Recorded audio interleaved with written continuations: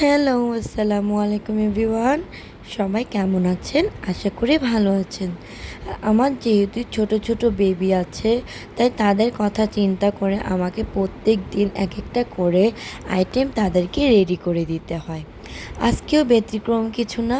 সকাল সকাল বলছে, আম্মু আমি ডিম দিয়ে পাউরুটি অমলেট খাবো। তো চলে আসলাম রান্নার ঘরে।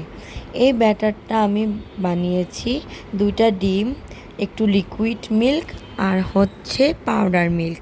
আমি 2 চামচ পাউডার মিল্ক দিয়েছি আর হচ্ছে অল্প পরিমাণে লিকুইড দুধ দিয়েছিলাম।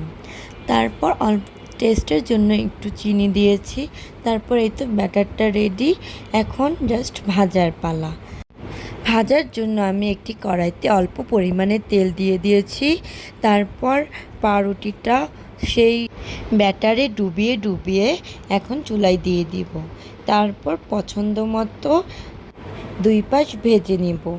আমি যেহেতু একটু কড়া ভাজা পছন্দ করি, তাই আমার জন্য আমি মচমচে করে ভেজেছি আর বাচ্চাদেরটা নর্মাল ভেজেছি।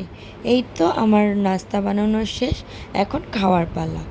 আমার ছেলের আবদার ছিল পিৎজা খাবে আর মেয়ের আবদার ছিল অমলেট খাবে।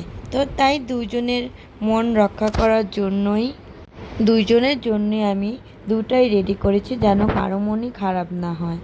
তারপর আমার ছেলে ভীষণ জ্বর, সে সে তেমন কিছুই খেতে চায় না।